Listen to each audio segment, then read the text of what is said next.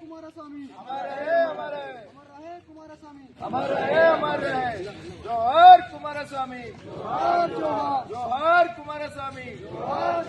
जोहार कुमारस्वामी अमर रहे कुमारस्वामी अमर रहे अमर रहे कुमारस्वामी अमर रहे जोहार कुमारस्वामी जोहार जोहार जोहार कुमारस्वामी जोहार जोहार जोहार कुमारस्वामी जोहार जोहार నశించాలి.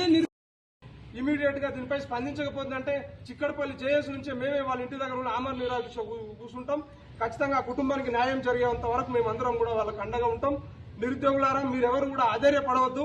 మనం బతుకుంటేనే ఏదైనా సాధిస్తాం. ఖచ్చితంగా ప్రభుత్వం మీద మనం పోరాడదామండి.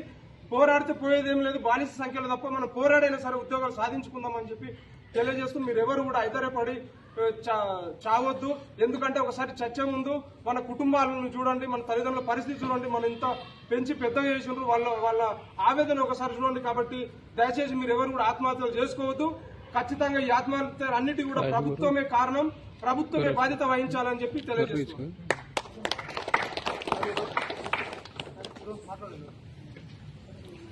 కుమారస్వామికి తెలంగాణ రాష్ట్రంలో ఉన్న నిరుద్యోగుల తరఫున ప్రతిపక్షంలో ఉంటే గల్లీ నుంచి మొదలు పెడితే లీడర్లు అందరూ వాళ్ళ ఇంటికి క్యూ కట్టి నేషనల్ మీడియా ఇంటర్నేషనల్ మీడియా వరకు వచ్చేటట్టు దాన్ని ఫేమ్ చేసుకునేవాళ్ళు. ఈ రోజు తెలంగాణలో ఉన్నటువంటి మేధావులు ఎక్కడ వేరు, నిరుద్యోగులు చనిపోతే మీ కళ్ళకు కనబడతలేరా అని చెప్పి మేము అడుగుతా ఉన్నాం.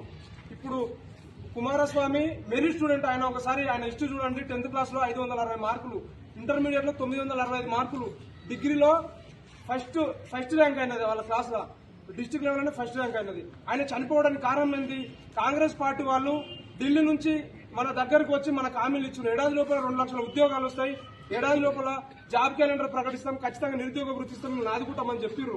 మరి ఇప్పుడు వాళ్ళేమంటున్నారు? ఒక్కరు కాదు, సీఎం కా నుంచి మొదలు పెడితే పీసీసీ అధ్యక్షుడు గారు కూడా మొన్న అంటున్నారు 5 సంవత్సరాలకు సంబంధించి మేము 2 లక్షల ఉద్యోగాలు అంటున్నాం అని చెప్పి చెప్తా ఉన్నాడు. మీడియా సాక్షిగా అబద్దాలు. సో వీళ్ళు మాట్లాడేటటువంటి మాటలను వాళ్ళకి ఏం చేయాలని అర్థం కాక వాళ్ళని నమ్మి మేము గోసపడ్డం, మమ్మల్ని వాళ్ళు ఇచ్చినటువంటి హామీలు నెరవేర్చకపోగా పైగా నిరుద్యోగులను కించపరిచే విధంగా మాట్లాడుతూ ఉన్నారని చెప్పి ఎవరు చెప్పుకోవాలని అర్థం కానటువంటి పరిస్థితుల్లో ఈ రోజు మన కుమారస్వామి చనిపోయిండు. ఖచ్చితంగా ఇది రేవంత్ రెడ్డి గారు, రాహుల్ గాంధీ గారు, ప్రియాంక గాంధీ గారు, తెలంగాణలో ఉన్నటువంటి మేధావులు అందరూ కూడా వీళ్ళందరూ ఈ ఆత్మహత్యలకు, నిరుద్యోగుల ఆత్మహత్యలకు కారణం. కాబట్టి వాళ్ళందరూ కూడా రాజీనామా చేయాలి, నిరుద్యోగులను తక్షణమే ఆదుకోవాలి, వాళ్ళ కుటుంబాన్ని కూడా పరామర్శించాలి, వాళ్ళ కుటుంబంలో ఒకరికి ప్రభుత్వ ఉద్యోగం ఇవ్వాలి, ₹1 కోటి ఎక్స్గ్రేషియో కూడా ప్రకటించాలి.